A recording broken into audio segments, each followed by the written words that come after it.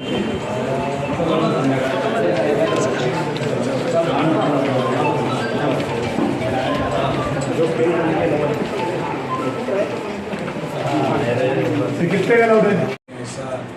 आह्वान किया 8 दिन के अंदर ये पूरी जगह खाली होनी चाहिए, और अगर खाली नहीं होती है तो 9 तारीख को मैं आगे बैठे बात के मम्मी ये बात हम लोग ला रहे हैं, ये है कि बस्ती के जो लोग हैं ये लोक आयुक्त के अंदर इनकी कार्रवाई जारी है। जब तक कलेक्टर सूरज मांडरे साहब थे उन्होंने इसकी जो लाइन लगाई थी, उनका ये लोक आयुक्त के गाइडलाइन के बाद उनका ऐसा बोलना था कि इसी जगह पर जो है उनको पुनर्वसन करना चाहिए। और बात ऐसी थी कि कॉर्पोरेशन जो भी नक्शा वगैरह बना करके लोग आयुक्त का जो मालवा था के डिपार्टमेंट में आई होती है वो पूरी फाइल चली है, आपके पास भी पूरी फाइल है, हमारे पास भी पूरी फाइल है। ये बैठक झाली ना त्याचे इतिवृत्त आहे, तो इसमें एकूण 3 मुद्दे. पहिला मुद्दा आहे किल्ल्याच्या खंडकात असलेल्या जमातखाना व इतर अतिक्रमणधारकांनी स्वतःहून काढून घेतले. अभी कौन से ऑफिसर ने क्या काम करना है वो उसको लिखा है उसके ऊपर. स्वतः अतिक्रमण धारक यांनी अतिक्रमण काढून घेणे. इन ब्रॅकेटमध्ये प्रभाग अधिकारी प्रभाग क्रमांक 3 यांनी अतिक्रमण निष्कासित झाल्याची खातरजमा करावी. मीन्स इन्होंने एनक्रोचमेंट निकालने के बाद में उसको वेरीफाई करना कि वो एनक्रोचमेंट निकला के लिए. ये हुआ फर्स्ट मुद्दा. दूसरा, संबंधित अतिक्रमण धारक यांच्या पुनर्वसनासाठी अरे भाई ज्या शासकीय जमिनीवर अतिक्रमण धारकांसाठी जागा वाटप करण्यात आली होती ती जागा निश्चित करून त्या संबंधित अतिक्रमण धारकांसाठी शासन नियमाप्रमाणे देय जागा मीन्स जो गवर्नमेंट अलॉट करेगा वो लैंड.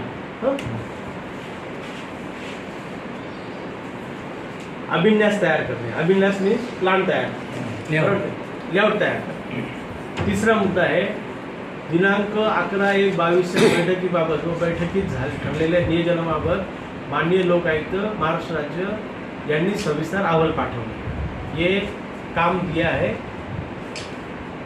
SDO को. और ये जो दूसरा मुद्दा का जो काम था वो दिया था नगर राष्ट्र का टाउन प्लानर.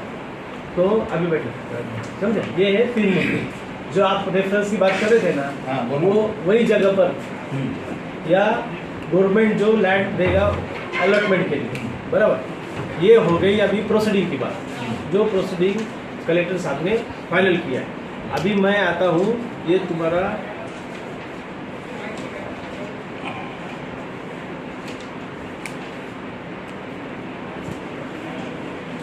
लोक आयुक्त का जो ऑर्डर हुआ उसके ऊपर, तो अभी पूरा ऑर्डर तो नहीं पढ़ूंगा, लेकिन द कलेक्टर नासिक में personally look into the matter it means solve the problem.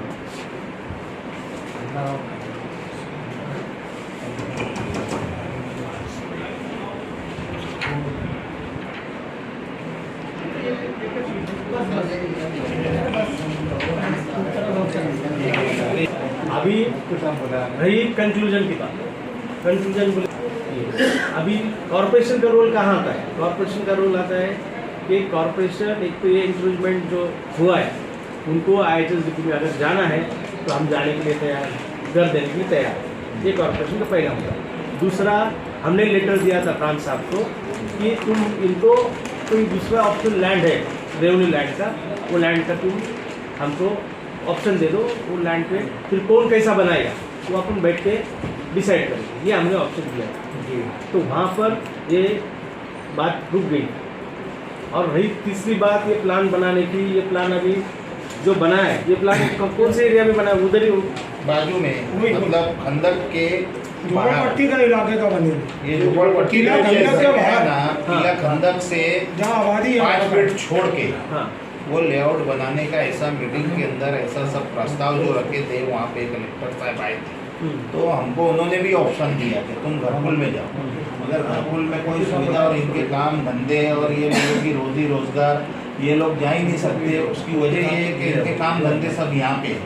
तो उन्होंने दूसरा ऑप्शन बोला था, फिर दूसरा ऑप्शन तुम महापालिका को, तुम्हारे लोग को वो करके दूसरा ऑप्शन वो करो। तो हमने दूसरा ऑप्शन अभी जो प्रेजेंट सिच्युएशन है ना, उसके तहत अपन आगे चलते हैं, बराबर की नहीं?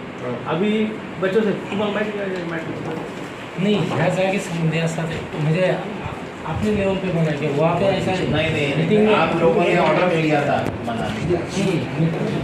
लेआउट बनाने का जो लेआउट आप लोगों ने बनाने को ऑर्डर किया था।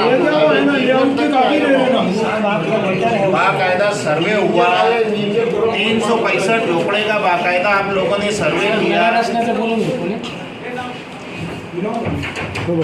शास्त्रीय को दिया था, बराबर की नहीं?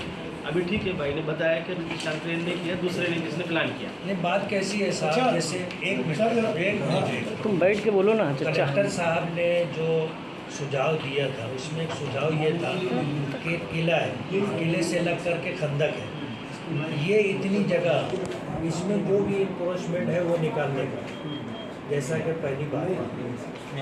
अब ये जो मामला है ये खंदक के बाहर का है। अब खंदक के बाहर जिनके झोपड़े बने हैं, उनको बने हुए 40-45 साल से वो लोग रह रहे हैं। कोणाला माहिती आहे? आपण भरलंय बोलो आणि टिंबर असेल टिंबरला माहिती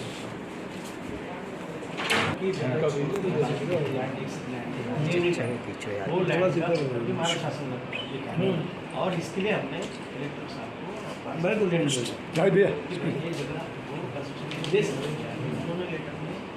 अलग जगह। तो अभी इसके लिए जो मैं उनको काम दिया है ना, तो कौन से जगह का लेआउट बनाने के लिए बोला था, पेपर से अपन ढूंढते हैं, उसके ऊपर ये लेआउट का दिया ना सर। ये रिकॉर्ड आपके कॉर्पोरेशन का ही है, ये 43 साल पुराना रिकॉर्ड उस जगह में बस्ती है। कौन बना और नहीं बस्ती? महाराष्ट्र गवर्नमेंट कौन बना नहीं बस्ती, पहले ये बोलो कौन बना? कोई आए ना, एक फोटो तुम करो ना वैसा। तुम्ही काम करत राहा, काही प्रॉब्लेम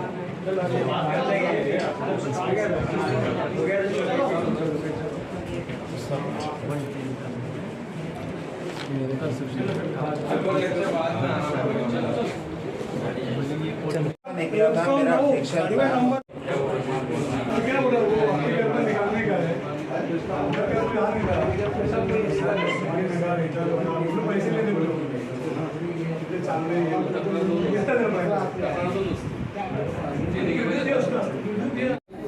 अरे भाई रुको जरा, अरे साहब की बात कंप्लीट होने दो यार तुम। तो मेरा ये कहना है, पेपर पे जो रिकॉर्ड है, और फिर भी हम ये मैंने अभी बताया था मेरी बच्चों साहब ने कि ये पूरा लेके फिर कलेक्टर साहब से कोडिंग अरेंज करते हैं।